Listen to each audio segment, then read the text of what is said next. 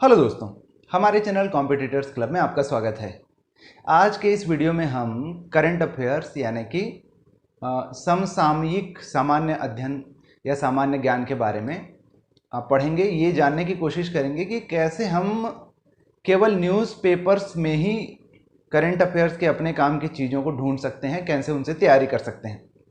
हो सकता है कि एक ही न्यूज़पेपर इसके लिए पर्याप्त ना हो, परंतु फिर भी एक ही न्यूज़पेपर भी पूरी जानकारी ना सही तो कम से कम हेडिंग्स या फिर टाइटल के माध्यम से हमें अपने काम की जानकारियों को या फिर जो करंट अफेयर्स के कॉम्पिटिटिव एग्जाम में आने वाले क्वेश्चंस हैं उनकी तैयारी जो है करवा देता है। तो इस वीडियो में हम जितने भी जानकारियां ले रहे हैं वो केवल एक न्यूज़पेपर से ले रहे हैं, जो है हरिभूमि। क्योंकि फिजिकल पेपर मैं नहीं लेता, लेकिन ई पेपर के माध्यम से आप चाहें तो किसी भी न्यूज़पेपर को एसेस कर सकते हैं। ई पेपर के माध्यम से आप किसी भी हिंदी या फिर इंग्लिश न्यूज़पेपर को पढ़ सकते हैं, उसका पीडीएफ आपको मिल जाता है। तो हरिभूमि का ये पेपर है जिसके माध्यम से मैं पिछले 10 से 12 दिनों का जो है करंट अफेयर्स आपको बताने वाला हूँ। और वीडियो के अंत में हम देखेंगे आज की तारीख का ई पेपर लेते हुए कि कैसे हम न्यूज़पेपर से जो है अपने काम की चीज़ों को छांट सकते हैं। क्योंकि न्यूज़पेपर में होता है 12 से 15 पेज, लेकिन विश्वास करिए 12 से 15 पेज जो है वो न्यूज़ नहीं होता। 1 से 2 पेज उसमें विज्ञापन भरे होते हैं, एक पेज जो उसमें क्लासिफाइड विवाह आदि के न्यूज़पेपर उसमें भरे होते हैं, एक जो है गॉसिप होती है, बॉलीवुड से संबंधित प्रश्न सारी चीज़ें उसमें भरी होती हैं। तो पूरा 12-15 पेज का जो न्यूज़पेपर होता है उसमें गिन के हर पेपर में 12 से 15 टॉपिक ही होते हैं जो एक कॉम्पिटिटर को, कॉम्पिटिटिव एग्जाम की तैयारी कर रहे व्यक्ति को जो है पढ़ने चाहिए या फिर ध्यान रखने चाहिए। तो वो अंत में हम देखेंगे वीडियो के। फिलहाल हम 8 तारीख से प्रारंभ कर रहे हैं और देखते हैं कि 8 तारीख के न्यूज़पेपर में क्या क्या हेडलाइंस थे और क्या क्या चीज़ें थी जो एक कॉम्पिटिटर के काम की हैं। तो 8 अगस्त वो दिन था जिस दिन जो है टोक्यो ओलंपिक का समापन हुआ, टोक्यो ओलंपिक 2020 का। ये ओलंपिक हालांकि 2021 में हुई, लेकिन ये जो है 2020 का था, 2020 का था। पेंडेमिक के चलते, कोरोना के चलते जो है ये डिले हो गया था। तो स्पोर्ट्स से रिलेटेड जो भी करंट अफेयर्स पूछे जाएगा उसमें ओलंपिक को कवर करेगा ही करेगा, क्योंकि बहुत बड़ा इवेंट है, 4 साल में एक बार होता है, बहुत सारे देश इसमें हिस्सा लेते हैं, बहुत प्रेस्टिजियस इवेंट है। तो सबसे पहले हम ये देख लेते हैं कि 8 अगस्त को इसका समापन हुआ।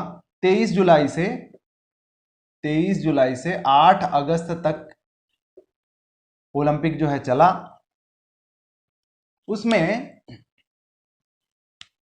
क्या क्या चीजें अपने को ध्यान रखनी चाहिए। तो सबसे पहले तो ये ध्यान रखना चाहिए कि पहला कौन से देश था इसमें। तो अमेरिका ने जो है इसमें टॉप किया। अमेरिका जो है 39 गोल्ड मेडल के साथ जो है 39 गोल्ड मेडल, और टोटल अगर हम कुल मेडल्स की बात करें तो 113 मेडल के साथ अमेरिका पहले नंबर पे रहा। दूसरे नंबर पर चीन था। चीन ने जो है 38 गोल्ड मेडल जीते, टोटल 88 पदक जीते। तीसरे नंबर पर रहा जापान,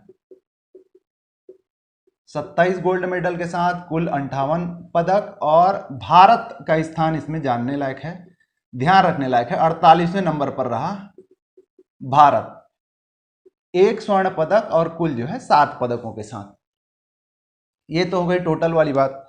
अब इन 7 पदकों में कौन कौन से पदक हैं, किस किस इवेंट में हैं, किसको किसको मिले, ये ध्यान रखना चाहिए। तो सबसे पहला जो स्वर्ण पदक है 2020 टोक्यो ओलंपिक का, वो लाया नीरज चोपड़ा ने। कौन से खेल में, आप सबको पता ही होगा, भाला फेंक में, भाला फेंक जेवलिन थ्रो में। और आपको यह भी ध्यान रखना है कि कितनी दूरी तक उन्होंने भाला फेंका था। तो ये था 87.58 मीटर।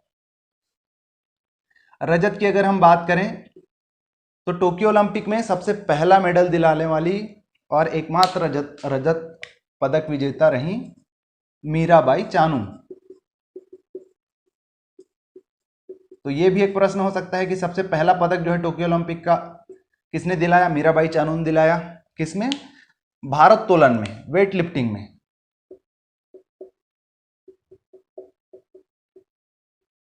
कौन से वर्ग में? 49 किलो वर्ग में।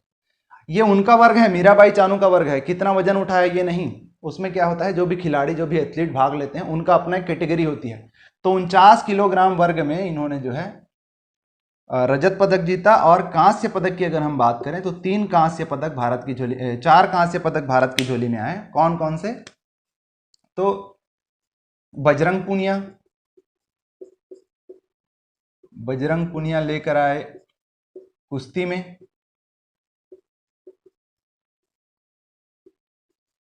पीवी सिंधु, पीवी सिंधु लेकर आई बैडमिंटन में।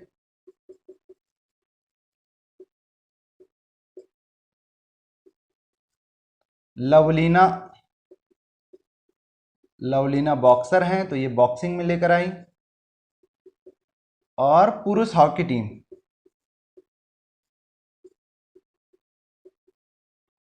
पुरुष हॉकी टीम,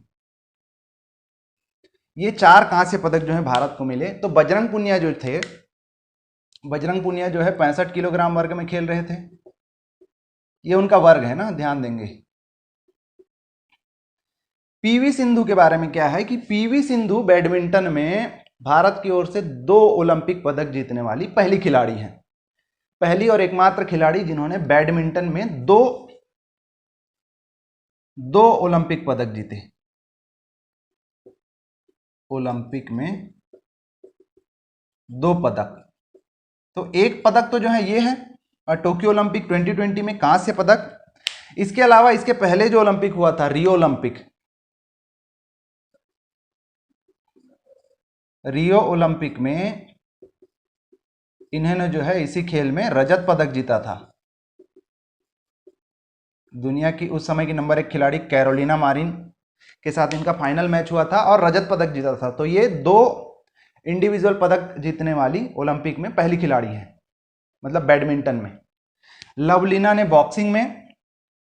और पुरुष हॉकी टीम की अगर हम बात करें तो पुरुष हॉकी टीम ने 41 साल बाद कोई पदक जीता ओलंपिक में।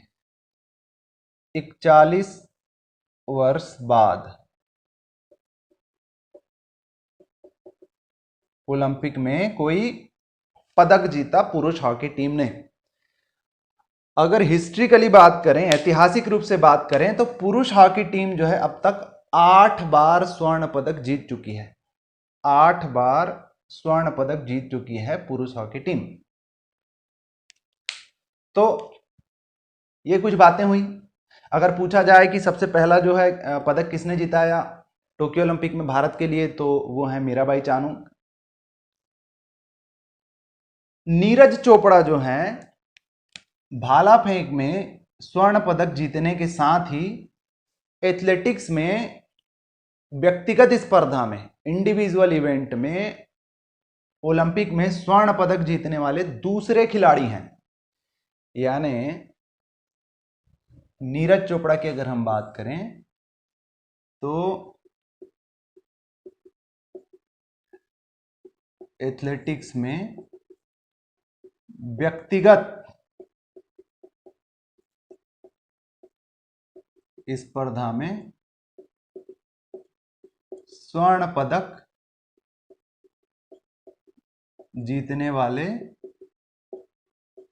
दूसरे खिलाड़ी हैं। अब क्वेश्चन आता है पहले खिलाड़ी कौन है? तो पहले खिलाड़ी जो हैं,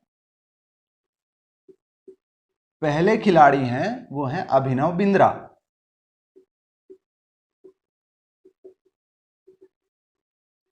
एयर राइफल में 10 मीटर की एयर राइफल स्पर्धा में अभिनव बिंद्रा ने 2008 की बीजिंग ओलंपिक में, चाइना में जो ओलंपिक हुआ था, बीजिंग ओलंपिक में 10 मीटर एयर राइफल में स्वर्ण पदक जीता था।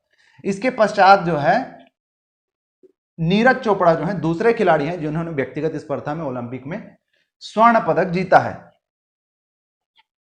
तो ये तो हो गए सारे ओलंपिक में जो भारत ने पदक हासिल किए उसके बारे में। 8 तारीख का जो टाइटल था उसमें ये था कि समापन समारोह में भारत का जो तिरंगा है या भारत का जो राष्ट्रीय ध्वज है वो किसने थामा था। तो फिर इससे ये भी सवाल उठता है कि ओपनिंग सेरेमनी में या फिर शुभारंभ वाले दिन भारत का जो झंडा है, राष्ट्रीय झंडा, वो किसने थामा था। तो ओपनिंग सेरेमनी की अगर हम बात करें, ओपनिंग सेरेमनी यानी जब शुभारंभ हुआ था तो उसमें भारतीय ध्वज थामने वाले थे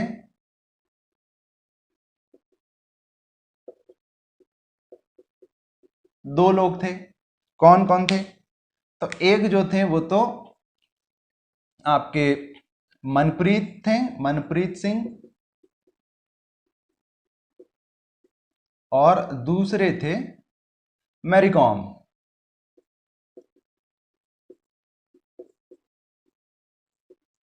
मनप्रीत सिंह जो है भारतीय हॉकी टीम, पुरुष हॉकी टीम के कप्तान, और मैरी कॉम जो है 5 बार की वर्ल्ड चैंपियन बॉक्सिंग स्टार। तो ये ओपनिंग सेरेमनी में। और क्लोजिंग सेरेमनी में यानी कि जिस दिन समापन हुआ, क्लोजिंग सेरेमनी में ध्वज सामने वाले थे बजरंग पुनिया।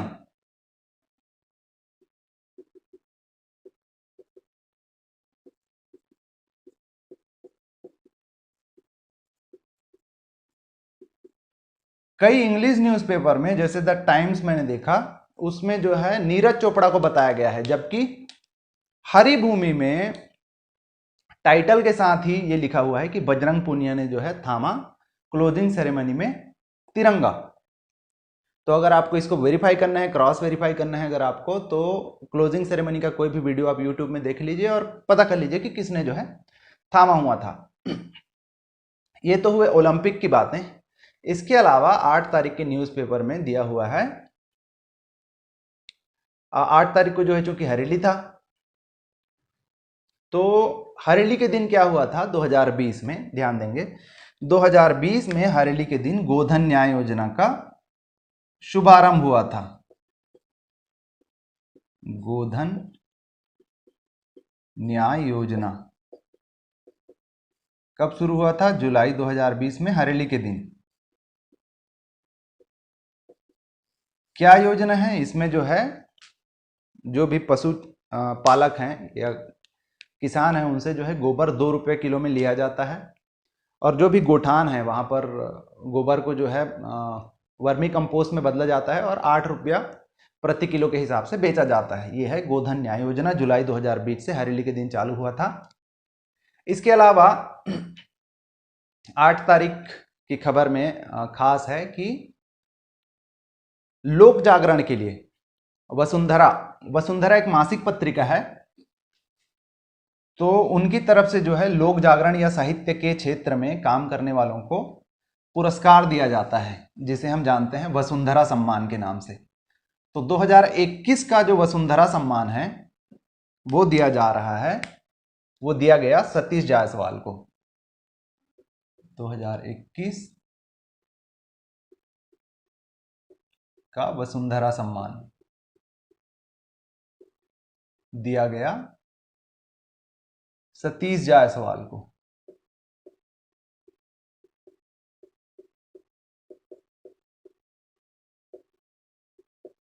साहित्य एवं पत्रकारिता के क्षेत्र में।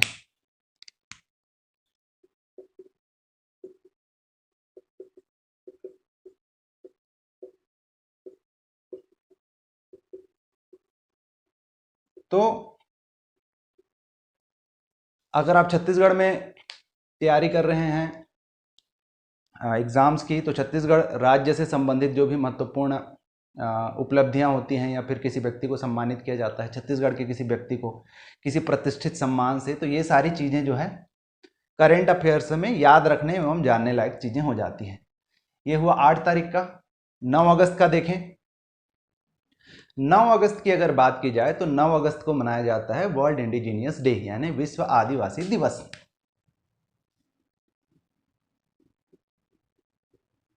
नौ अगस्त को मनाया जाता है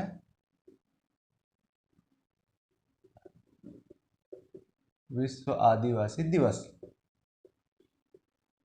किस लिए?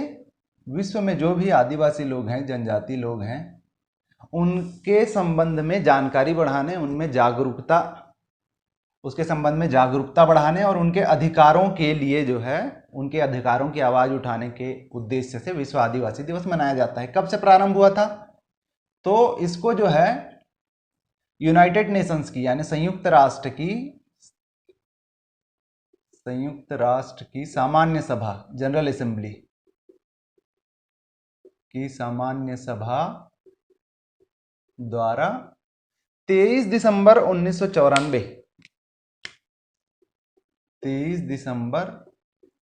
1994 में जो घोषणा की गई थी, उसके आधार पर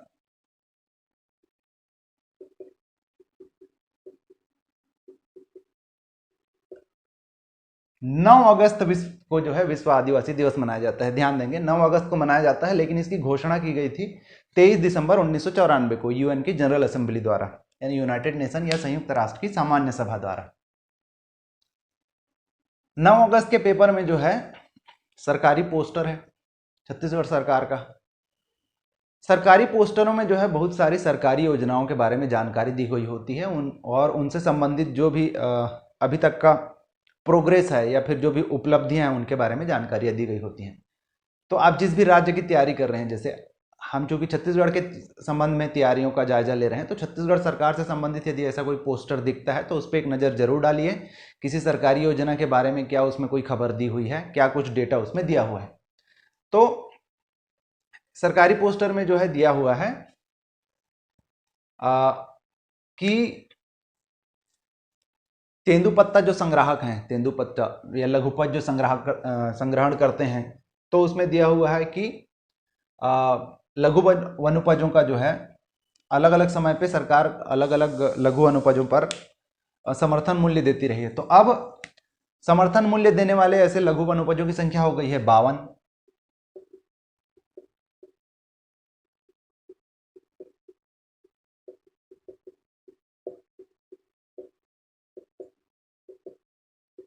प्रश्न पूछ सकता है कितने लघु अनुपज पर जो है समर्थन मूल्य दिया जाता है। उसके अलावा पोस्टर से ही आपको पता चलता है कि तेंदुपत्ता के जो मानक बोरे की पर जो एमएसपी है, यानी तेंदुपत्ता के मानक बोरे पर राशि जो दी जाती है वो पहले क्या था, 2500 था, तो 2500 से बढ़कर जो है अब वो हो चुकी है 4000 प्रति मानक बोरा। ये चीजें आपको पोस्टर से ही पता चल जाती है। इसके अलावा जो तेंदु संग्राहक हैं उनकी सामाजिक सुरक्षा के लिए एक सामाजिक सुरक्षा योजना भी चालू किया गया है। उस योजना का आपसे नाम पूछ सकता है, तो उस योजना का नाम है, शहीद महेंद्र कर्मा के नाम पर है, शहीद महेंद्र कर्मा तेंदुपत्ता संग्राहक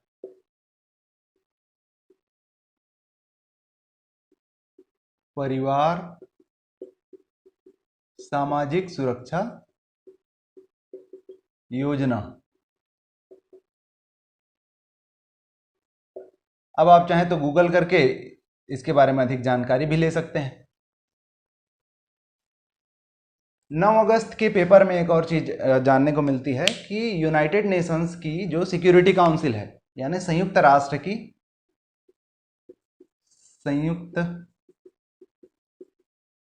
राष्ट्र का सुरक्षा परिषद, इसकी जो सदस्यता है, इसकी जो अध्यक्षता है वो मिली है भारत को।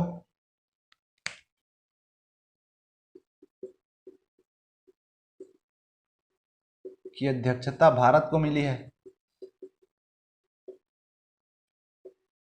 तो प्रश्न पूछ सकता है संयुक्त राष्ट्र सुरक्षा परिषद की अध्यक्षता अभी 2021 में या फिर जो भी डेट दिया हो उसमें कर रहे हैं कौन सा देश, ठीक है, उसमें नाम दे सकता है। तो आपको पता होना चाहिए कि इसकी अध्यक्षता जो है भारत को मिली है। और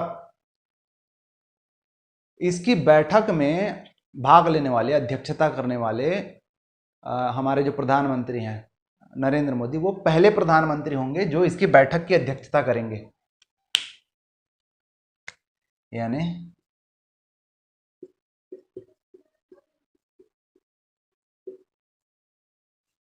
बैठक की अध्यक्षता करने वाले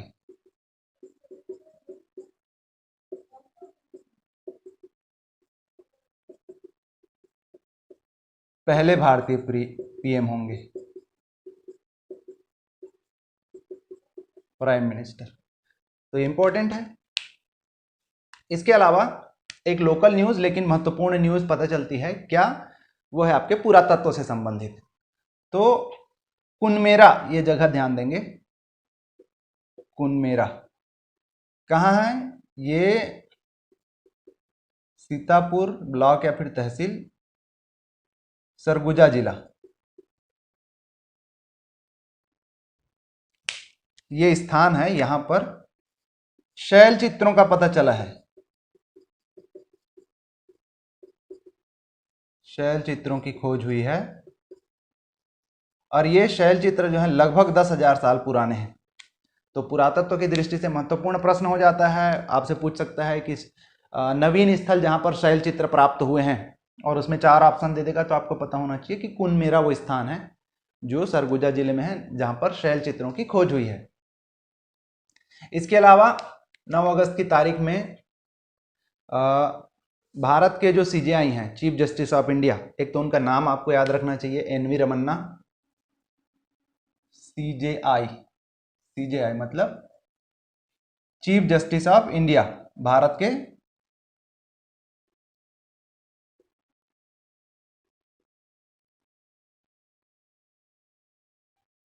प्रमुख मुख्य न्यायाधीश।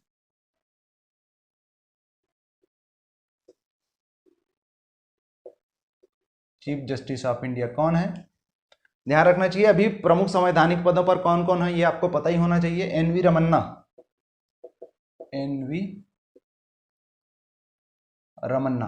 तो इन्होंने जो है एक मोबाइल ऐप की शुरुआत की है लीगल सर्विसेज के लिए, कानून से संबंधित जानकारी प्राप्त करने के लिए। उसका नाम है लीगल सर्विस ऐप,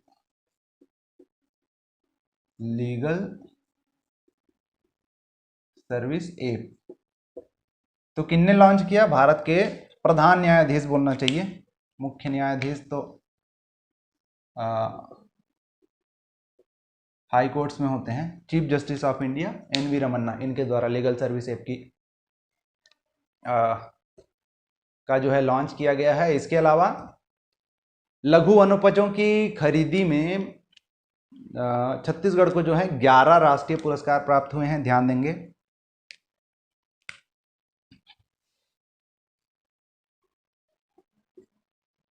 लघु वनोपज की खरीदी के लिए छत्तीसगढ़ को 11 राष्ट्रीय पुरस्कार प्राप्त हुए हैं।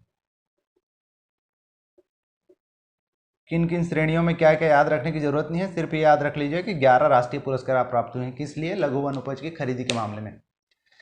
इसके अलावा लोकवाणी आती है, जैसे हमारे प्रधानमंत्री जो हैं मन की बात करते हैं रेडियो के माध्यम से, वैसे ही छत्तीसगढ़ के मुख्यमंत्री माननीय भूपेश बघेल जी जो हैं लोकवाणी यानी एक रेडियो कार्यक्रम करते हैं जिसमें वो बातें करते हैं, हालांकि एक तरफा ही, जैसे मन की बात होती है उसी प्रकार। तो आपको ये ध्यान रखना चाहिए कि लोकवाणी जो है कब आता है, ये इंपॉर्टेंट क्वेश्चन है। तो लोकवाणी जो कार्यक्रम है वो आता है हर माह के दूसरे रविवार। लोकवाणी, तो लोकवाणी आता है प्रत्येक माह के दूसरे रविवार को।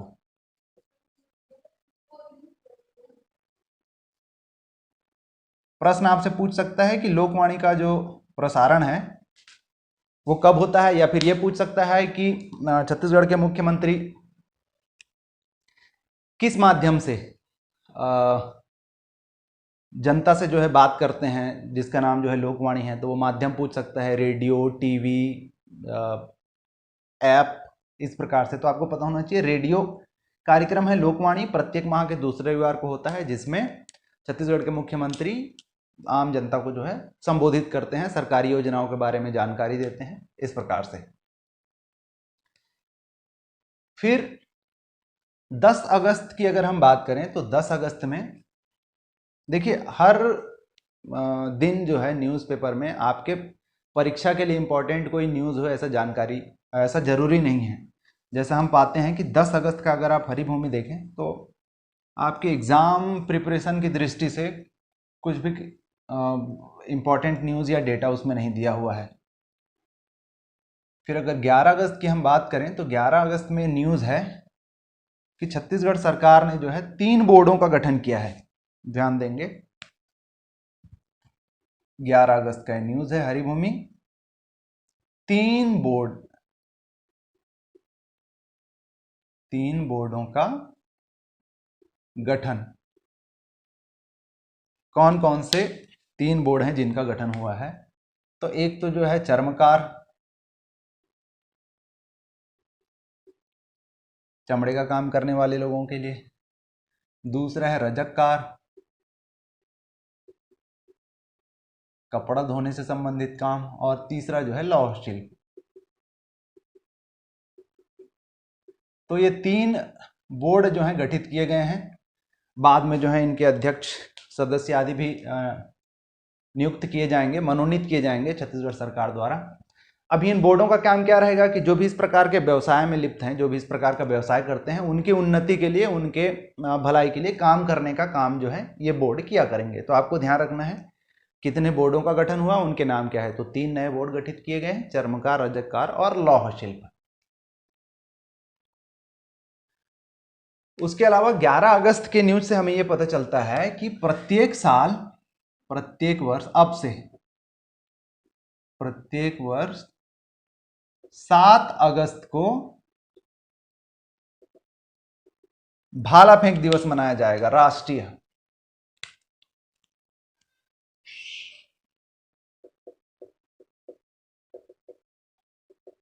भाला फेंक दिवस के रूप में मनाया जाएगा।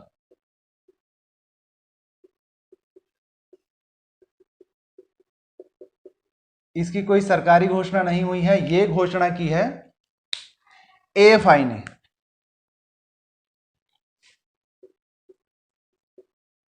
यानी athletic federation of India, athletics federation of India, इसने इसकी घोषणा की है। एथलेटिक्स फेडरेशन ऑफ इंडिया ने की है घोषणा। तो इस तारीख को जो है राष्ट्रीय स्तर पर भाला फेंक प्रतियोगिताओं का आयोजन कराया जाएगा। और किस उपलक्ष्य में 7 अगस्त? क्योंकि 7 अगस्त को ही नीरज चोपड़ा ने 87.58 मीटर भाला फेंककर भारत के लिए पहला एथलेटिक्स में दूसरा व्यक्तिगत स्वर्ण पदक जीता था। तो उसी उपलक्ष्य में, उसी याद में जो है 7 अगस्त को भाला फेंक दिवस मनाया जाएगा, ये आपको याद रखना है। एक और न्यूज, व्यक्तिगत इंपॉर्टेंस का एक न्यूज, यानी किसी व्यक्ति द्वारा वो ये जानने मिलता है कि एक किताब लिखी गई है, the Mahabharata in rhyme. The Mahabharata in rhyme. आपसे पूछ सकता है कि ये किताब जो है किसने लिखा है, इसके लेखक कौन है? तो इसकी जो लेखिका हैं वो हैं सिया गुप्ता। सिया गुप्ता। और सिया गुप्ता जो हैं वो हैं मात्र 13 वर्ष की हैं। और इन्होंने क्या किया है कि महाभारत को जो है 1000 छंदों में पिरोया है।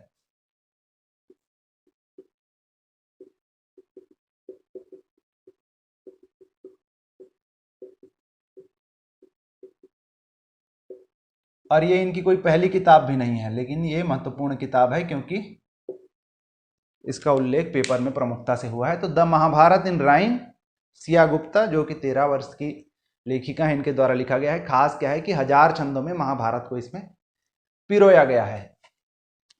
इसके अलावा 11 अगस्त को एक और न्यूज़ पता चलती है कि 11 अगस्त को ही खरसिया धर्मजयगढ़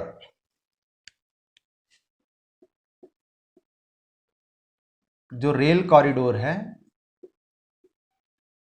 खरसिया धर्मजयगढ़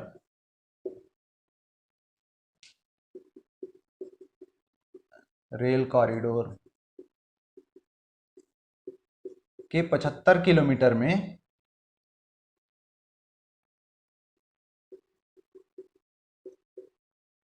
पायलट तौर पर या प्रायोगिक तौर पर या टेस्ट के तौर पर जो है पहली पैसेंजर ट्रेन चलाई गई। अब तक जो है इसमें मालगाड़ियां चला करती थी। प्रथम पैसेंजर ट्रेन का सफल परीक्षण, और इस परीक्षण में जो है जो रायगढ़ के कलेक्टर थे भीम सिंह जी जो है वो व्यक्तिगत तौर पर मौजूद थे। तो ये ध्यान रखने लायक चीज़ है कि वो कौन सा रेल मार्ग है जिस पर अभी पैसेंजर ट्रेन का जो है परीक्षण किया गया। खरसिया धर्मजयगढ़ रेल कॉरिडोर है, ये 75 किलोमीटर लंबा, जिस पर ट्रेन जो है पहली पैसेंजर ट्रेन चलाई गई। चलिए 12 अगस्त का न्यूज़ देखें। 12 अगस्त की न्यूज़ है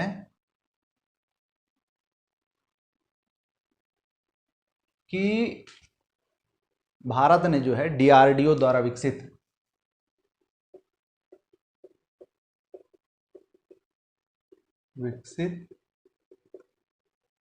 स्वदेशी इंजन, स्वदेशी मतलब अपने देश में, स्वदेशी इंजन के क्रूज मिसाइल का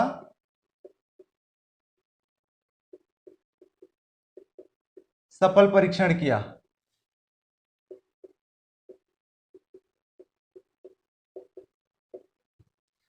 अपने को याद रखना है इसका नाम। तो इस क्रूज मिसाइल का जो नाम रखा गया वो रखा गया निर्भय।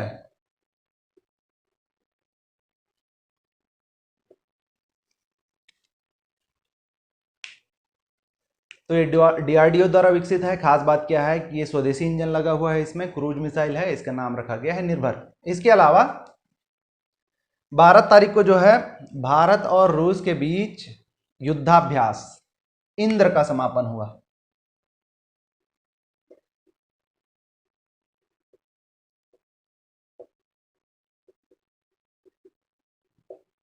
तो अब प्रश्न यहां पे ये आ जाता है कि ये इंद्र युद्धाभ्यास जो है किसके किसके बीच था। तो इंद्र युद्धाभ्यास होता है भारत और रूस के बीच।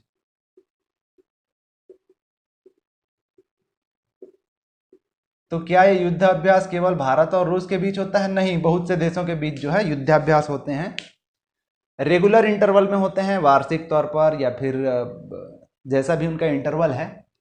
तो कुछ युद्धाभ्यास के नाम हमको याद रखने जरूरी हो जाते हैं कि कौन सा युद्धाभ्यास जो है किन किन किन देशों के मध्य किया जाता है। तो ऐसे कुछ प्रमुख युद्धाभ्यासों के नाम हम देख लें। तो जैसे गरुड़ जो है ये युद्धाभ्यास है, ध्यान देंगे। यहां पर हम देख रहे हैं युद्धाभ्यास, और इसमें हम देखेंगे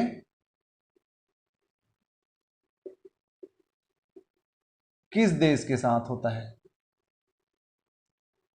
तो गरुड़ जो युद्धाभ्यास है वो होता है फ्रांस के साथ। मित्र शक्ति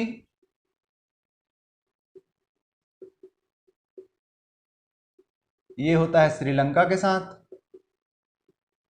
हैंड टू हैंड ये युद्धाभ्यास होता है चीन के साथ। सूर्य किरण होता है नेपाल के साथ।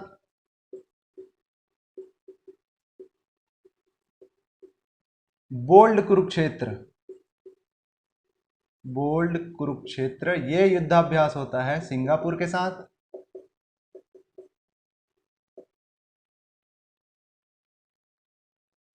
गरुड़ शक्ति। देखिए गरुड़ अलग है, गरुड़ शक्ति अलग है। गरुड़ फ्रांस के साथ, जबकि गरुड़ शक्ति जो युद्धाभ्यास है ये होता है इंडोनेशिया के साथ।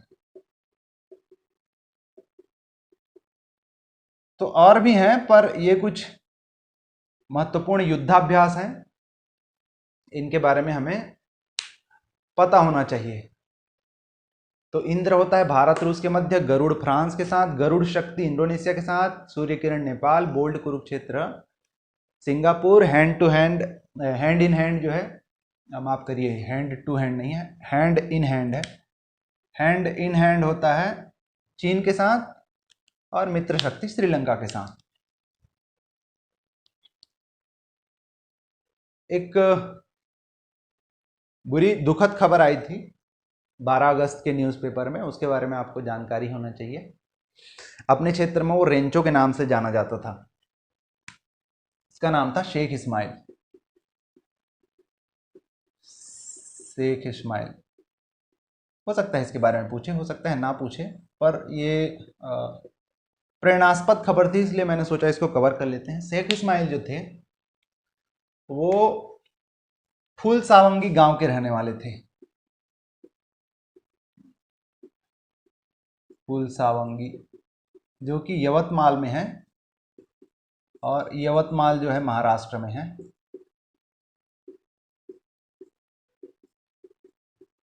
महाराष्ट्र यवतमाल के रहने वाले शेख इस्माइल केवल 8वीं पास थे,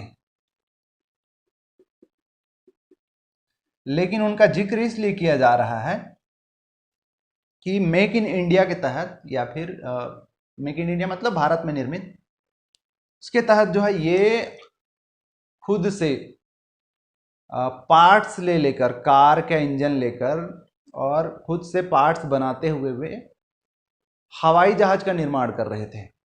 एक मतलब हेलीकॉप्टर का निर्माण कर रहे थे। 15 अगस्त, अभी जो 15 अगस्त गुजरा 2021 में, उसकी टेस्टिंग करने वाले थे। उससे पहले जो है टेस्ट ड्राइव कर रहे थे। इस दौरान जो उसका एक ब्लेड है, उसके पंखे का एक ब्लेड जो है उनके सिर को लगा और उसमें उसकी मौत हो गई। तो सिर्फ 8वीं पास, ध्यान देंगे 8वीं पास, और क्या कर रहे थे ये, हेलीकॉप्टर असेंबल कर रहे थे। हेलीकॉप्टर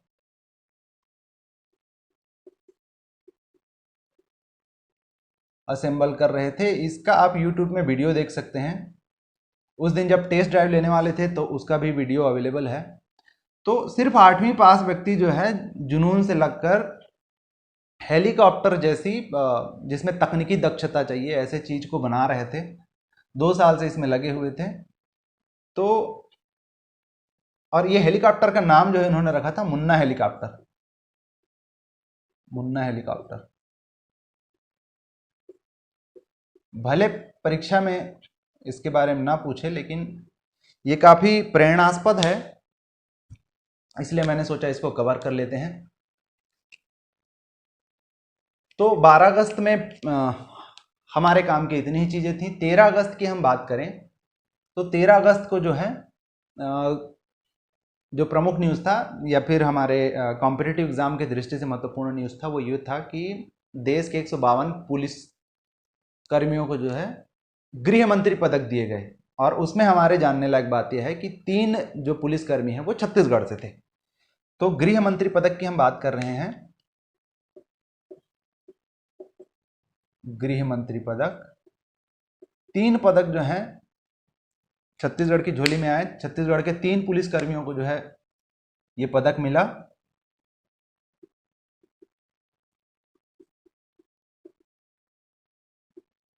कौन कौन है उनके नाम याद रखने चाहिए। पहला है राजीव शर्मा, डीएसपी हैं। दूसरी हैं इंदिरा वैष्णव, एसआई हैं। और तीसरी हैं इंदु शर्मा, एएसआई हैं। तो पद आपको नहीं भी याद हो तो ये 3 नाम याद होने चाहिए। गृह मंत्री पदक जो है छत्तीसगढ़ के 3 पुलिसकर्मियों को दिए गए, राजीव शर्मा डीएसपी, इंदिरा वैष्णव एसआई और इंदु शर्मा एएसआई। ये जो है 13 अगस्त के न्यूज़पेपर में महत्वपूर्ण था अपने लिए। 14 अगस्त की अगर हम बात करें तो 14 अगस्त को जो है, जैसा हम जानते हैं, भारत का विभाजन हुआ था, पाकिस्तान से अलग हुआ था भारत जो है, या भारत से पाकिस्तान अलग हुआ था, ऐसा कहना ज़्यादा उचित होगा। तो उसकी जो स्मृति है बहुत भयावह है, उसको देखते हुए सरकार ने जो है, भारत सरकार ने इसको 14 अगस्त को विभाजन विभीषिका स्मृति दिवस के रूप में मनाने का निर्णय किया है। तो 14 अगस्त जो है अब प्रत्येक वर्ष 14 अगस्त को मनाया जाएगा विभाजन विभीषिका। हालांकि इसका क्या औचित्य है मुझे नहीं पता। विभाजन विभीषिका स्मृति दिवस, आखिर इसको क्यों याद किया जाए, मेरी मति से समझ नहीं आता, या अभी इसको ऐसा मनाने की आवश्यकता क्यों महसूस की गई, पता नहीं। पर 14 तारीख को आपको याद रखना है कि विभाजन विभीषिका स्मृति दिवस के रूप में मनाया जाएगा। अब आते हैं 15 अगस्त पर। 15 अगस्त 2021 को स्वतंत्रता की 75वीं सालगिरह थी। तो ये 15 अगस्त का 75वां साल था।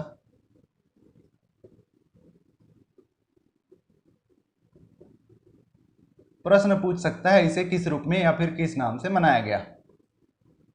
तो 75वें वर्ष को यानी 15 अगस्त 2021 को मनाया गया आजादी का अमृत महोत्सव के नाम से। आजादी का अमृत महोत्सव, इस प्रकार के जो नाम होते हैं, फैंसी नाम, उनको याद रखना परीक्षा की दृष्टि से बहुत महत्वपूर्ण है। तो 75वां वर्ष जो है आज़ादी का अमृत महोत्सव के नाम से मनाया गया। 14 अगस्त मनाया जाएगा अब से प्रतिवर्ष विभाजन विभीषिका स्मृति दिवस के नाम से। और इस अवसर पर जो है छत्तीसगढ़ के मुख्यमंत्री भूपेश बघेल ने कुछ घोषणाएं की, वो महत्वपूर्ण है। तो वो क्या क्या घोषणाएं हैं छत्तीसगढ़ सरकार की घोषणा?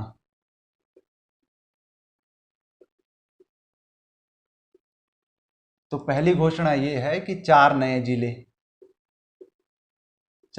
जिले होंगे छत्तीसगढ़ में।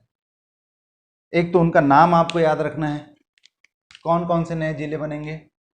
पहला बनेगा शक्ति, जांजगीर चांपा से अलग होकर।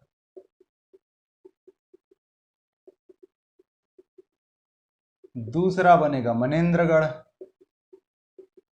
मनेंद्रगढ़ अभी तहसील है कोरिया जिला में, कोरिया से अलग होकर। तीसरा मोहला, मानपुर, चौकी, ये होगा अलग नांदगांव से, राजनांदगांव से।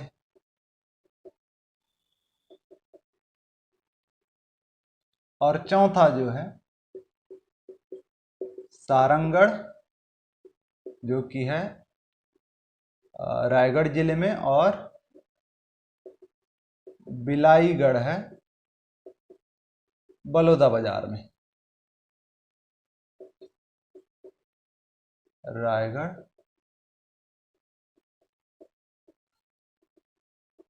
बलौदाबाजार से ये 4 नए जिले बन जाएंगे। और इन 4 नए जिलों के बनने के बाद छत्तीसगढ़ में जिलों की संख्या हो जाएगी 32।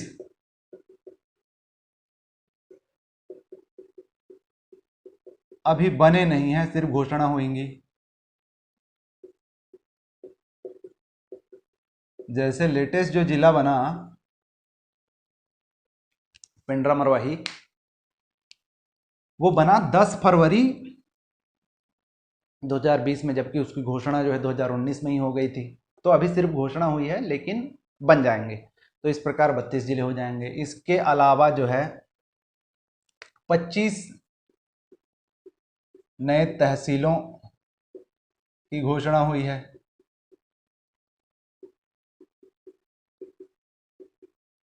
तो ये चीजें जो है ध्यान रखेंगे।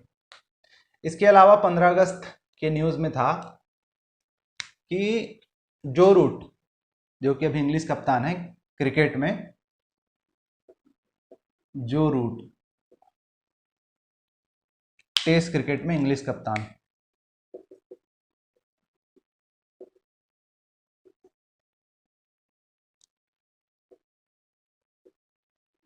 इंग्लैंड के टेस्ट क्रिकेट कप्तान। वनडे में भी होंगे, मुझे नहीं पता, क्रिकेट में मेरी रुचि नहीं है। तो जो रूट हैं वो अभी इंग्लैंड की तरफ से सर्वाधिक रन बनाने वाले बल्लेबाज हो गए हैं। 16,000 रन उन्होंने पूरा किया।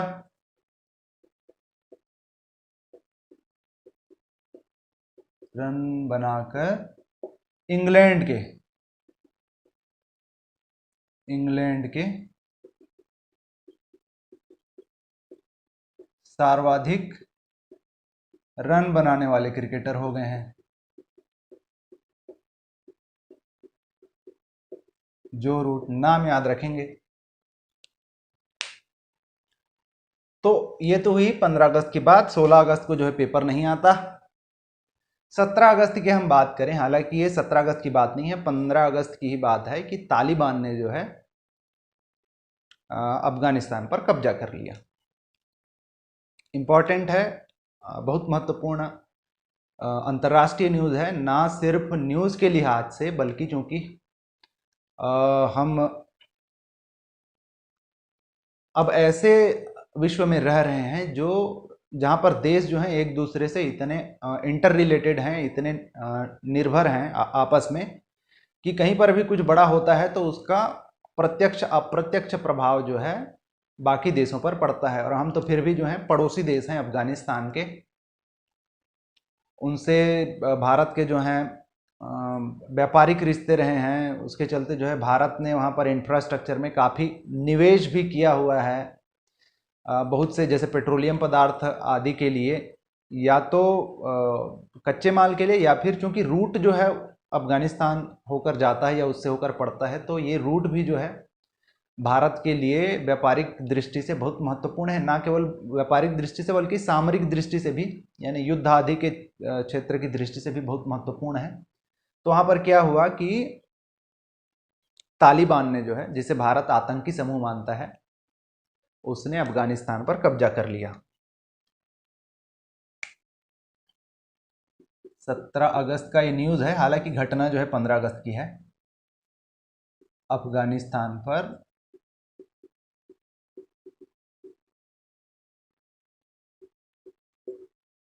तालिबान का कब्जा।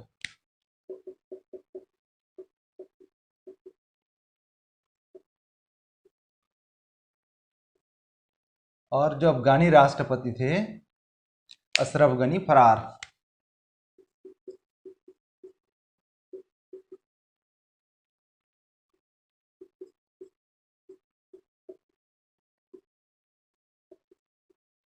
तो देखिए, अगर थोड़ा सा पीछे जाए इतिहास में, तो यूएस ने जो है, यूनाइटेड स्टेट ने यानी अमेरिका ने जो है 2000 में अफगानिस्तान पर सैनिक पकड़ बना ली थी, एक हिसाब से वहां पर अपना प्रभुत्व स्थापित कर लिया था।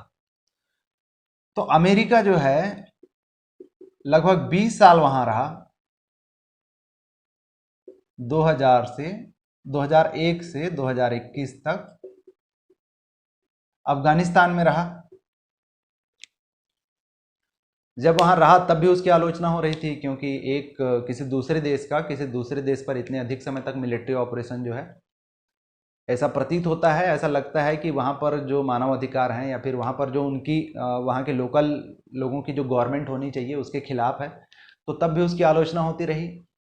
और जब अमेरिका ने 2021 में अपने सैनिक आनन फानन में वापस बुला लिए, तब भी अब आलोचना हो रही है, क्योंकि 10 दिन के अंदर ही अमेरिका ने जब से अपने सैनिक वापस बुलाए, 10 दिन के अंदर ही पूरा अफगानिस्तान फॉल हो गया और तालिबान ने सिर्फ 10 दिनों में जो है अफगानिस्तान पर कब्जा कर लिया। तो अभी अफगानिस्तान में तालिबान का कब्जा है। अफगानिस्तान जो है, तालिबानी समूह जो है अपने मान्यता की बात कर रहा है विश्व समूह से।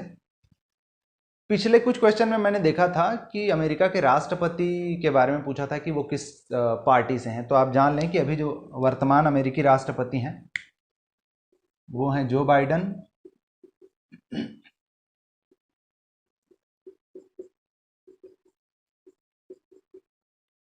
और ये हैं डेमोक्रेटिक पार्टी से।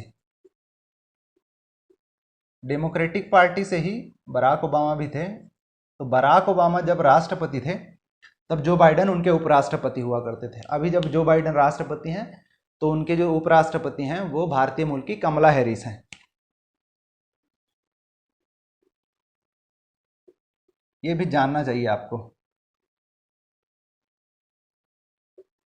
कमला हैरिस भारतीय मूल की हैं, जैसा नाम से आपको पता चल रहा होगा।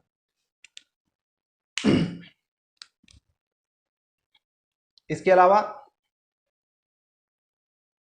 एमवे ने जो है मीराबाई चानू को अपना ब्रांड एम्बेसडर बना लिया है। तो अगर मीराबाई चानू के बारे में आपसे प्रश्न पूछता है कि किस कंपनी की ब्रांड एम्बेसडर बन गई हैं, तो इम्पॉर्टेंट है, जब उपलब्धि आती है, जब सफलता आती है तो फिर चारों तरह से आती है।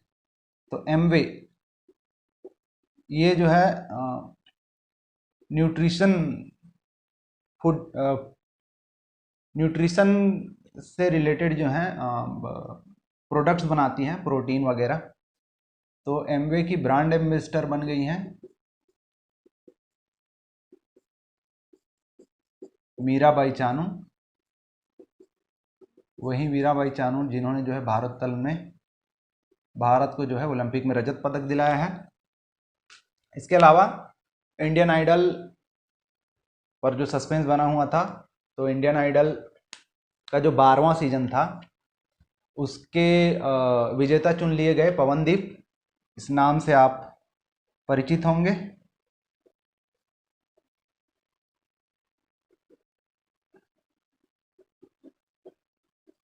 12 के विजेता।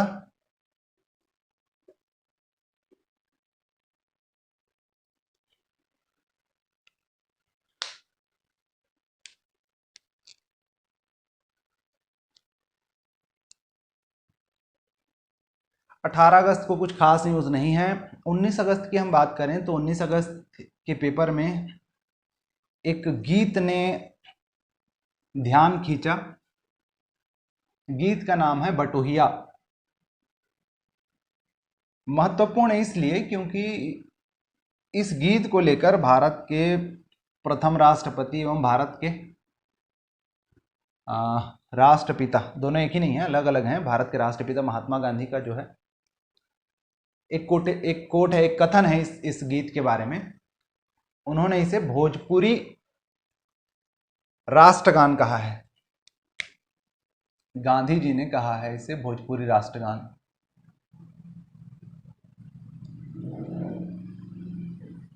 इस गीत को भोजपुरी राष्ट्रगान कहा है। गीत का नाम है बटोहिया।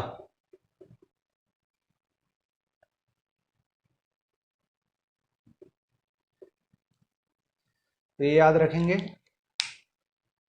19 अगस्त का अगर हम न्यूज़ देखें, 19 अगस्त को भी कुछ खास नहीं है। 19 अगस्त की न्यूज़ में भी प्रतियोगिता परीक्षाओं से रिलेटेड कोई खास न्यूज़ है। फिर से रिपीट किया गया है कि उड़ीसा सरकार जो है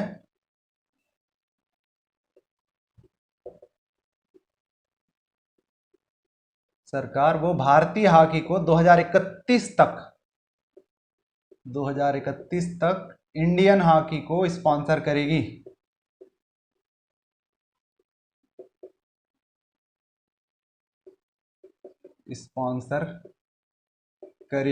अच्छी खबर है, लेकिन विडंबना है कि किसी देश के राष्ट्रीय खेल को, हॉकी जो है भारत का राष्ट्रीय खेल है, और इतिहास में अगर हम देखें, जैसा हमने देखा कि ओलंपिक में 8 गोल्ड मेडल वो जीत चुकी है आज तक। तो राष्ट्रीय खेल को किसी राज्य सरकार द्वारा स्पॉन्सर किया जाना, उसका खर्चा उठाना खुशी की खबर तो है, साथ में ये बहुत हास्यास्पद या फिर आयरनिकल है कि देश की जो सरकार है या केंद्र सरकार जो है क्यों इसको स्पॉन्सर नहीं करती, क्यों इस पर इतने खर्च नहीं करती, क्यों इसका बजट नहीं बढ़ाती, क्यों किसी राज्य को जो है इस खेल का स्पॉन्सर करना पड़ रहा है। क्योंकि क्रिकेट जैसे खेलों को तो जिसमें पैसा बहुत है उसको बहुत से प्राइवेट स्पॉन्सर मिल जाते हैं, चलिए हॉकी को प्राइवेट स्पॉन्सर ना मिले सही, पर देश का राष्ट्रीय खेल है, उसको देश क्यों ना स्पॉन्सर करे, क्यों किसी राज्य को जो है इसको स्पॉन्सर करना पड़े। तो खैर कोई ना ही कर रहा हो तो ये अच्छी खबर है कि उड़ीसा सरकार जो है अब तक स्पॉन्सर करते आई है हॉकी टीम को, और वो 2031 तक इंडियन हॉकी को स्पॉन्सर करने वाली है। 20 अगस्त की अगर हम बात करें, 20 अगस्त की हम बात करें तो 20 अगस्त को एक महत्वपूर्ण संशोधन बिल कानून का शक्ल लिया। ये संविधान में संशोधन हुआ और इस बिल का नाम है ओबीसी संशोधन बिल। संशोधन बिल पर 20 अगस्त को राष्ट्रपति ने अपने हस्ताक्षर कर दिए, यानी कि अब ये बन जाएगा कानून।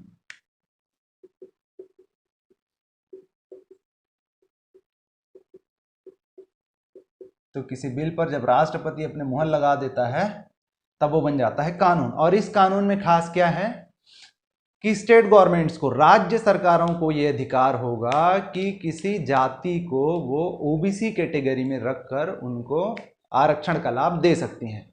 यानी अब राज्य सरकारें, इसके अंतर्गत राज्य सरकारों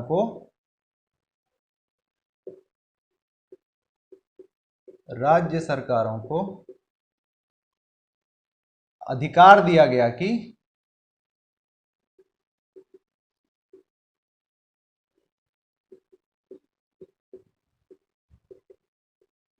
ओबीसी आरक्षण के लिए जातियां चुनने का अधिकार। वर्डिंग्स हो सकता है पूरे सही नहीं हो, पर राज्य सरकारों को, मैं कहना ये चाह रहा हूं कि राज्य सरकारों को यह अधिकार होगा कि वो किसी जाति को जो है ओबीसी कैटेगरी में लाकर उनको आरक्षण का लाभ दे सकती हैं। तो ये जो है 20 अगस्त का न्यूज़। इसके अलावा जैसा मैंने पहले कहा, सरकारी जो पोस्टर होते हैं उनमें सरकारी योजनाओं के बारे में कुछ डेटा होती हैं। तो ऐसा ही एक पोस्टर में हमने फिर देखा राजीव गांधी किसान न्याय योजना के बारे में। महत्वपूर्ण है राजीव गांधी किसान न्याय योजना।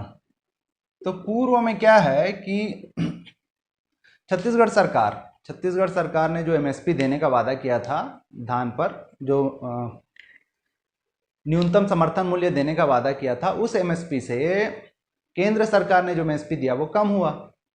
तो चूंकि चुनाव के तहत इनने वादा किया हुआ था, तो जो शेष राशि थी, जैसे उदाहरण के तौर पर हम बात करें तो छत्तीसगढ़ सरकार ने 2500 रुपया प्रति बोरा देने का, प्रति क्विंटल देने का वादा किया था, लेकिन केंद्र सरकार दे रही थी उस पर 1835 या 1850 रुपए। तो शेष जो राशि बचती है उसको एक योजना के माध्यम से छत्तीसगढ़ सरकार ने किसानों को देना प्रारंभ किया। उस योजना को कहा गया राजीव गांधी किसान न्याय योजना। परंतु अब इस योजना का जो लक्ष्य है या उद्देश्य है वो सिर्फ वो अंतर राशि देने का नहीं है, बल्कि इसका दायरा अब बढ़ चुका है। तो इसके बारे में जानें कि क्या क्या नई चीजें आई हैं। तो वो ये हैं कि अगर इसके उद्देश्य की हम बात करें, अब इसके उद्देश्यों की अगर हम बात करें तो इसके उद्देश्य हैं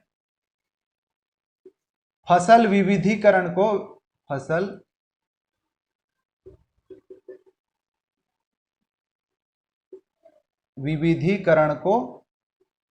बढ़ावा। इसका क्या मतलब है अभी थोड़ी देर में हम समझेंगे।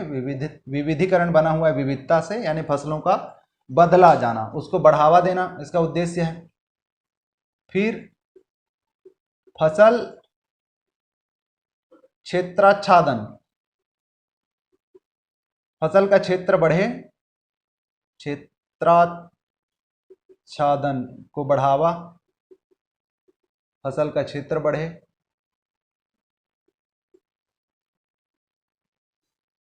इसके अलावा किसानों के शुद्ध आय में वृद्धि हो, लागत कम हो तो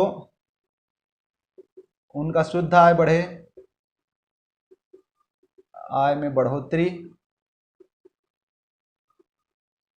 और किसानों को जो है कृषि में अधिक निवेश हेतु प्रोत्साहित करना,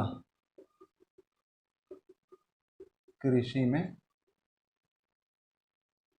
अधिक निवेश हेतु प्रोत्साहन।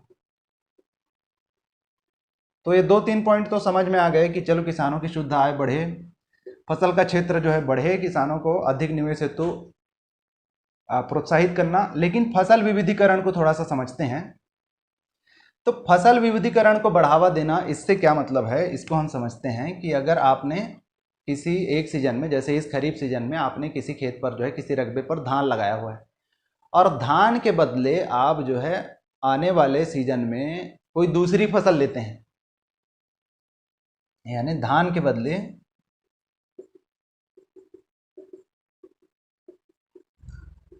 अन्य फसल,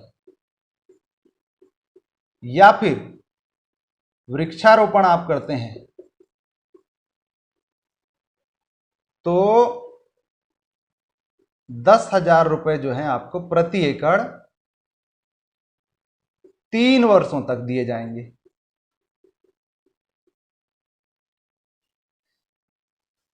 तो जब आप फसल चेंज कर रहे हैं, आप क्या देखते हैं कि प्रति एकड़ जो है आपको 10,000 मिल रहा है 3 वर्षों के लिए। तो किसान जो है इससे प्रेरित होंगे, इससे फसल विविधीकरण को बढ़ावा मिलेगा। फसल जो है विविध होने से क्या होता है, फसल चक्रण होने से खेतों की या फिर मिट्टी की जो है उर्वरता बढ़ती है। तो ये उसका उद्देश्य है। इसके अलावा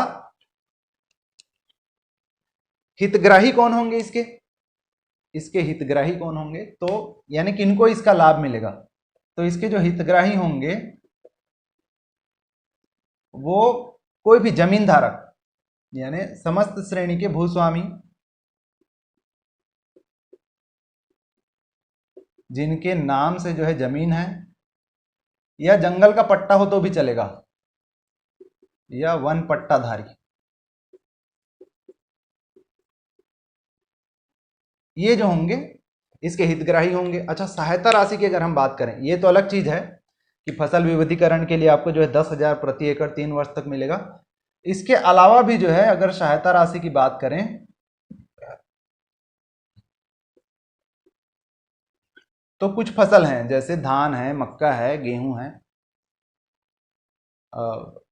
गेहूं नहीं, माफ करिएगा, खरीफ की जो फसलें हैं, सोयाबीन है, आपका गन्ना है, तो इन कृषकों को जो है 9,000 रुपए अनिवार्य रूप से मिलेगा प्रति एकड़। खरीफ की फसलें ध्यान देंगे कौन कौन सी, धान, मक्का, कोदो कुटकी, सोयाबीन, गन्ना, अरहर, इस प्रकार की जो फसलें हैं इनके लिए सहायता राशि मिलेगी 9,000 रुपए प्रति एकड़। और जिस दिन हम पढ़ रहे थे, यानी 20 अगस्त के न्यूज की हम बात कर रहे थे, उस दिन जो है 1522 करोड़ रुपए, ये दूसरी किस्त है। दूसरी किस्त पिछले वर्ष जो है लगभग 5700 करोड़ रुपए की राशि जो है दी गई थी राजीव गांधी किसान योजना के तहत। अभी जो है दूसरी किस्त इसकी दी गई 1522 करोड़ की।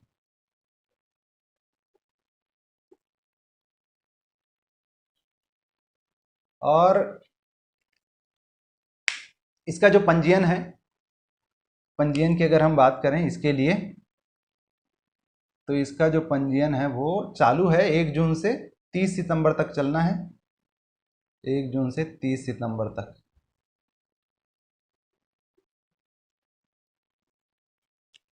और अगर इसके हितग्राहियों की हम बात करें तो लगभग लगभग 20.74 लाख कृषकों को जो है इसका लाभ होने वाला है। ये तो हो गई राजीव गांधी किसान न्याय योजना। इसी में जो है एक और योजना की बात चलती है, उस योजना का नाम है राजीव गांधी ग्रामीण भूमिहीन मजदूर योजना। राजीव गांधी ग्रामीण भूमिहीन मजदूर न्याय योजना। उसमें क्या खास है, ये 2021-22 से चालू होगा।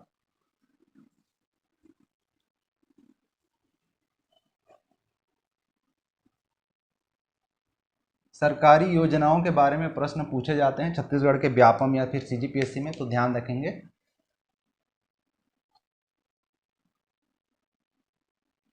राजीव गांधी ग्रामीण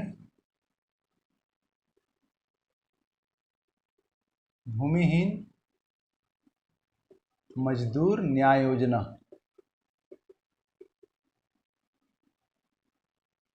ये योजना जो है 2021-22 से प्रारंभ है। और इसमें क्या होगा कि प्रत्येक परिवार जो है, जो भूमिहीन मजदूर हैं, उनके प्रत्येक परिवार को 6,000 रुपये प्रतिवर्ष दिए जाएंगे। और इसके हितग्राहियों की अगर हम बात करें तो इनकी संख्या लगभग जो है 10 लाख होगी। किनके लिए होगा ये? तो ग्रामीण भूमिहीन मजदूर हैं, जिनके पास भूमि नहीं है, मजदूरी करते हैं, ऐसे मजदूरों के लिए ये योजना है राजीव गांधी भूमिहीन मजदूर न्याय योजना, 2021-22 से प्रारंभ।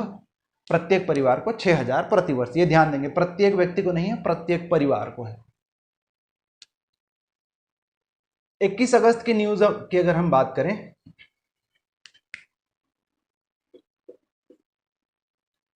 तो ग्लोबल 500, ये जो विश्व की 500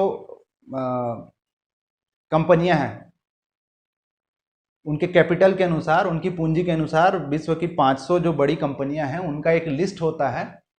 तो इस लिस्ट में जो है भारत की 12 कंपनियां हैं।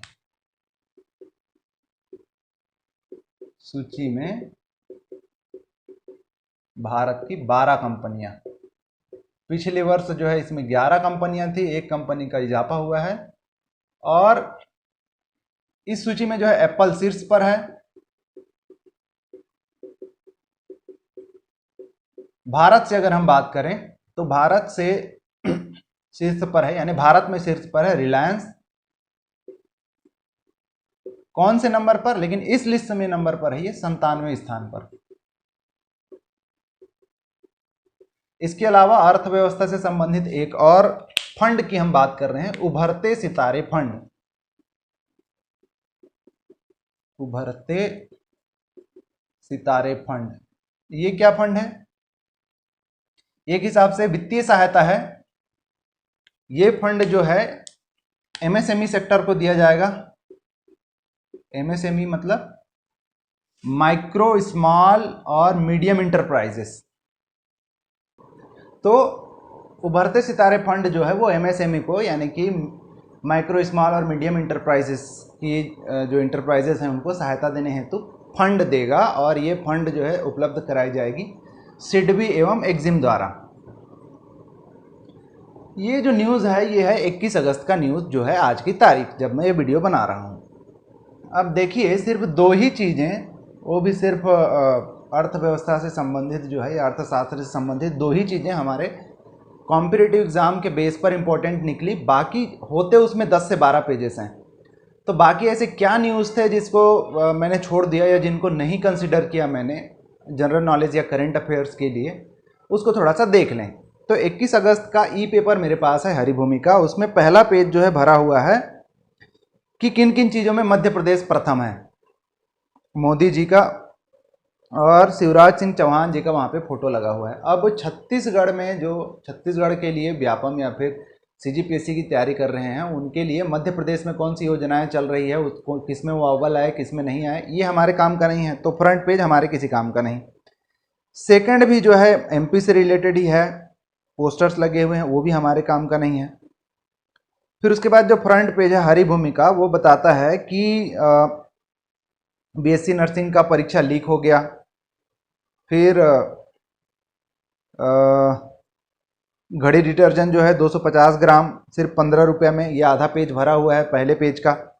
वो सब हमारे काम की चीज़ें नहीं हैं। दूसरा पेज अगर हम देखें तो ये जो है एडिटोरियल है, उसमें लिखा हुआ है आतंकी ताकतों के खिलाफ जो है एकजुट होना जरूरी है। हाँ, होना जरूरी है, पर कॉम्पिटिटिव एग्जाम में क्या है, हम खोजते हैं डेटा। इसमें कोई डेटा नहीं है, ये सब जो है व्याख्या वाली चीज़ें हैं और अपने अपने ओपिनियन वाली चीज़ें हैं। फिर यूएन में तत्काल सुधार जरूरी, ठीक है, जरूरी होगा। नए संस्कार आदि के बारे में सेकंड जो है ट्यूटोरियल भरा हुआ है। फिर तीसरा जो पेज हम देखते हैं तो किसानों के खाते में पहुंचा 1522 करोड़ रुपए का न्याय। ये हम पहले ही कवर कर चुके हैं, 1522 करोड़ जो है जो दिए गए करके। फिर तालिबान के 60 लड़ाकों को मारकर विद्रोही गुट ने छीन लिए 3 जिले।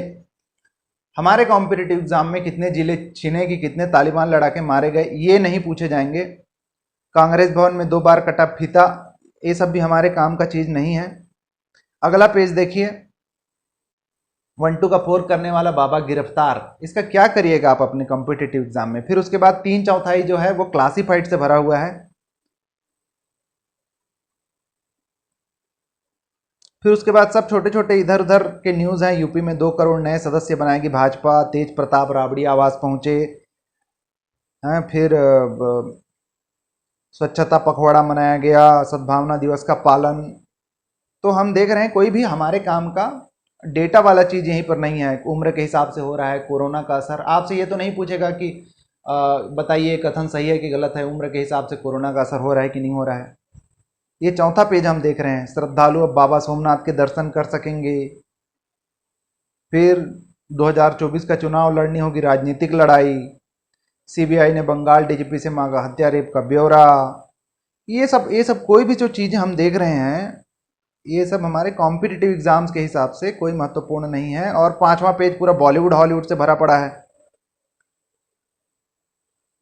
फिर इलेक्ट्रिक कारें दौड़ेंगी, सोने पर हॉल मार्किंग लागू होगा। वैश्विक मूल्यांकन में रिलायंस फिसली जो हमने कवर किया है ग्लोबल 500 का।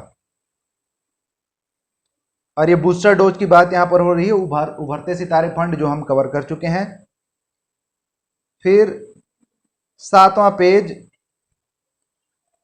कवर करता है कि सचिन से नहीं सहवाग से मुझे डर लगता था, मुरलीधरन का कहना है। फिर 3 दिन शेष हैं पैरालंपिक के लिए, तो जब पैरालंपिक चालू हो जाएगा और उसमें जो भी रिजल्ट्स आएंगे वो उनको कवर करेंगे हम। उनके पहले का चीज़ देखने का हमारे लिए कोई मतलब नहीं रखता। फिर 59 सालों बाद खोली गई ऐतिहासिक गरतांग गली जो पेशावर का है। फिर मृतक को नाबालिग बताकर कराई रजिस्ट्री, उपपंजीयक गरती। वैक्सीनेशन में रायगढ़ ने बाजी मारी, सूखे में पानी हुआ महंगा। ये सारे न्यूज़ जो हैं आप हम देख रहे हैं हमारे हिसाब से ऑब्जेक्टिव कोई डेटा हमको प्रदान नहीं कर रहे हैं। तो हम क्या देख रहे हैं कि कुछ कुछ दिन ऐसे भी गुजरेंगे न्यूज़पेपर्स में जिसमें कोई डेटा नहीं होगा, यानी हमारे कॉम्पिटिटिव एग्जाम्स के लिए कोई भी वहाँ पर न्यूज़ नहीं होगी। हाँ, आपके पास फुर्सत है तो आप बॉलीवुड गॉसिप पढ़िए, इस प्रकार के न्यूज़ पढ़िए कि क्या फर्जीवाड़ा हुआ क्या हुआ। पर अगर आप तैयारी कर रहे हैं, सीरियस तैयारी कर रहे हैं, तो आपके लिए उसमें कोई न्यूज़ नहीं है। तो इस प्रकार से जो है आप खाली न्यूज़पेपर पढ़ते हुए भी करंट अफेयर्स की तैयारी कर सकते हैं। आपको सिर्फ ये देखना है कि अपने तैयारी के लिए कौन सी चीज़ें जो हैं वो आपको याद रखनी है, पेपर से लेना है, कौन से न्यूज़ या फिर कौन से हेडिंग्स जो हैं आपको ऑब्जेक्टिव न्यूज़ दे रहे हैं या कोई डेटा प्रोवाइड कर रहे हैं, आपके सिलेबस में क्या है, किन चीज़ों से रिलेटेड क्वेश्चन जो है पूछे जा रहे हैं। उन्हीं सारी चीज़ों को आपको जो है पढ़ना है। एक स्टडी के बाद आप ये करिए कि उनका जो है आप फिर से एक बार रिवाइज करिए पेपर में और नोट डाउन कर लीजिए, नोट्स बना लीजिए। तो जैसा अभी हमने देखा 1-1.5 घंटे में जो है 12 से 13 दिन का जीके जो है कवर हो गया। ऐसा आप डेली बेसिस पे करते चलें तो आपका जीके जो है वो लगातार तैयार होता रहेगा। बेहतर होगा आप एक न्यूज़ के पेपर जो है एक से अधिक न्यूज़ पेपर्स देखें, हो सकता है आपको कुछ एक्स्ट्रा जानकारी मिल जाए जो अभी हम एक पेपर के बेस पे नहीं कर पा रहे हैं। तो आशा है ना केवल अभी बल्कि भविष्य में भी ये स्ट्रेटेजी न्यूज़पेपर पढ़कर करंट अफेयर्स तैयार करने की स्ट्रेटेजी आपको हेल्प करेगी। अगर ये वीडियो आपको मददगार लगे तो इसे लाइक करिए, अपने दोस्तों के साथ शेयर करिए और हमारे चैनल कॉम्पिटिटर्स क्लब को सब्सक्राइब करिए। Thank you.